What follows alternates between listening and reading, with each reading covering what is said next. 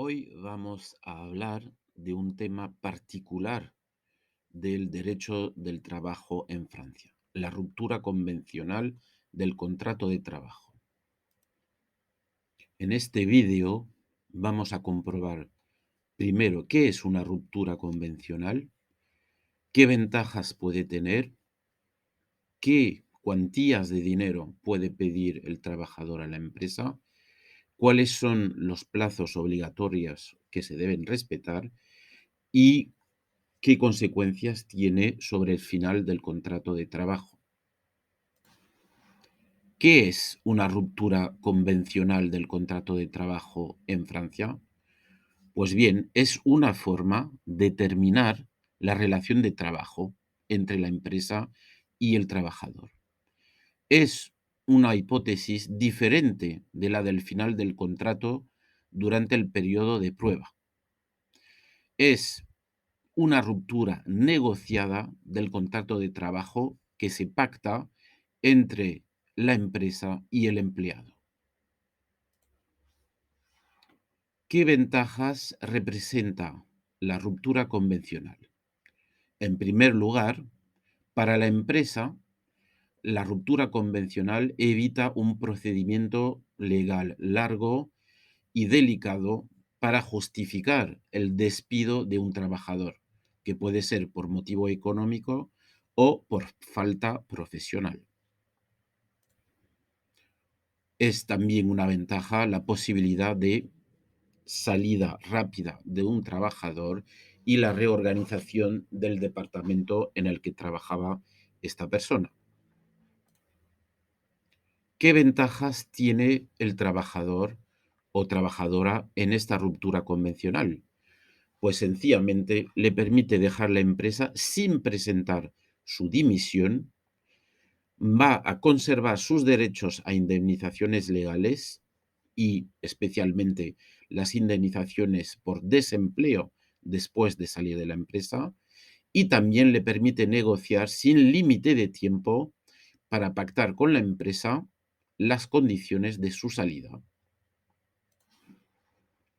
¿Cómo se hace la ruptura convencional del contrato de trabajo? ¿Qué puede pedir el trabajador a la empresa?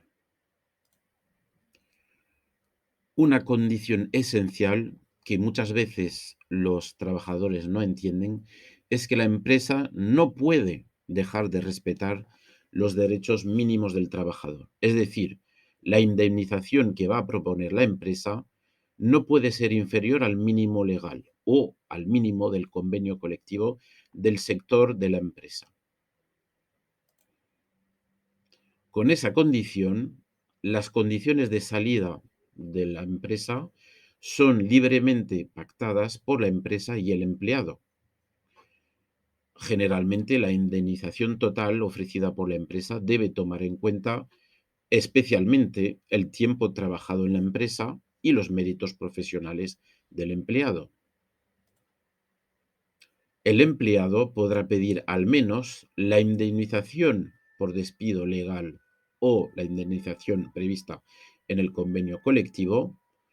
Por otra parte, los días de vacaciones adquiridos y que todavía no se tomaron, el reembolso de todos los gastos profesionales y luego una indemnización complementaria que será proporcional al tiempo trabajado en la empresa.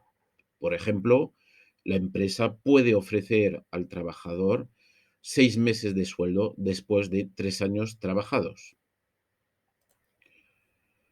En el formulario legal y obligatorio aparecen una serie de informaciones y el total de las cuantías de dinero acordadas entre la empresa y el empleado.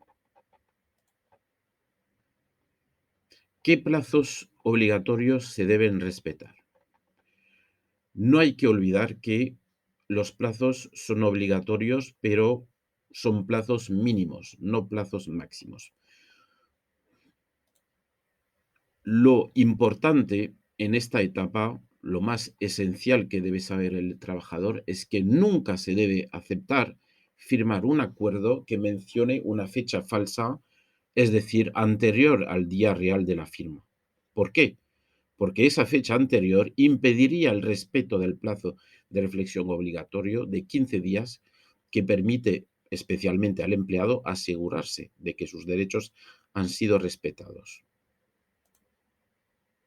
La empresa o el empleado puede cada uno por su parte proponer una reunión o varias reuniones para debatir, para hablar sobre las condiciones del final del contrato de trabajo.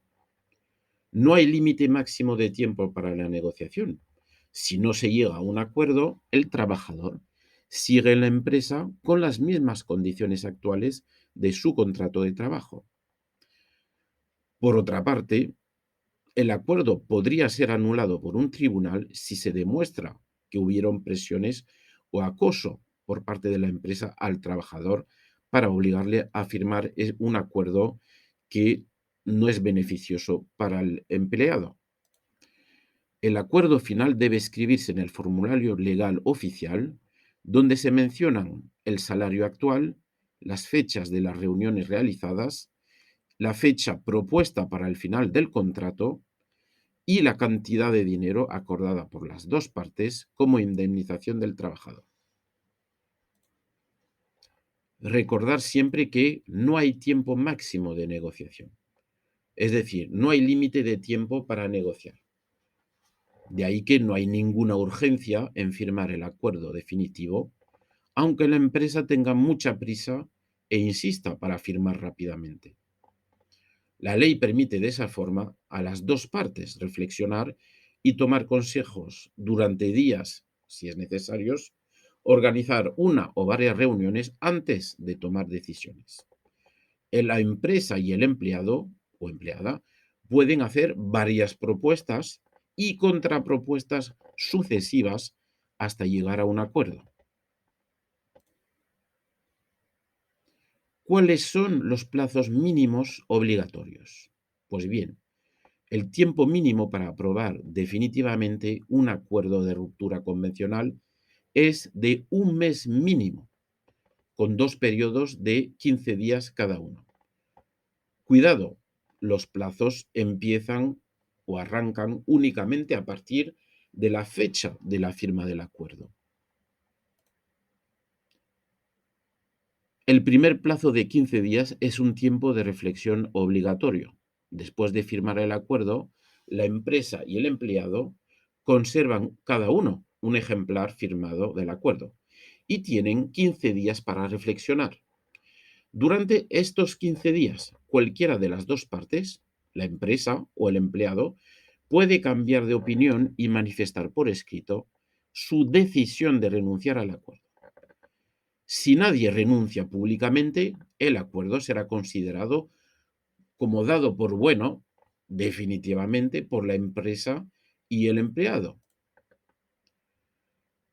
El segundo plazo de 15 días es el plazo para la aprobación del acuerdo por la administración. Después de pasar el primer plazo de 15 días, cualquiera de las dos partes, la empresa o el empleado, pueden enviar una copia del acuerdo firmado a la delegación departamental del Ministerio de Trabajo. Ese envío debe hacerse, claro, por carta certificada con acuse de recibo, en francés, lettre recommandée avec accusé de réception.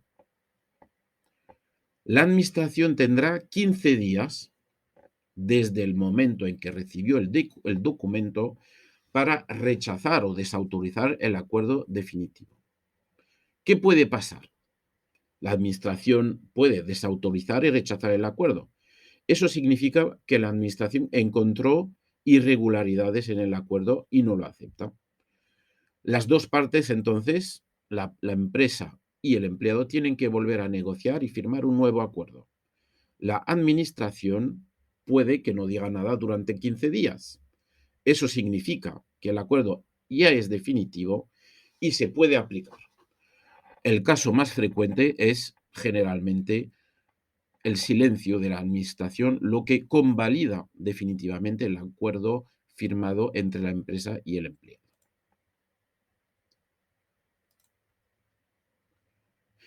¿Qué pasa al final del contrato de trabajo? Una vez en los 2 plazos de 15 días mínimos superados, se considera que el acuerdo es definitivo. ¿Cuál será la fecha de salida de la empresa? Pues será la fecha de finalización del contrato tal y como fue mencionado en el acuerdo de ruptura. Se debe recordar que el empleado no estará obligado a realizar un tiempo de trabajo como preaviso, que se llama en francés le préavis, si la empresa no lo desea y le deja libre de no trabajar antes del final del contrato. Si no fueron incluidos dentro del propio acuerdo de ruptura, el empleado debe recordar a la empresa que le debe las cuantías siguientes: los días de vacaciones pendientes, es decir, todos los días de vacaciones que el empleado no tomó aún. Y segundo, la cláusula de no competencia, allá donde se haya mencionado esa cláusula, en aquellos contratos de trabajo donde existe, pero en este caso, tal y como se hace en cualquier otro supuesto de final del contrato, la empresa y el trabajador pueden perfectamente ponerse de acuerdo para no aplicar en el futuro esa cláusula de no competencia. ¿Cuáles son los documentos obligatorios que la empresa debe entregar?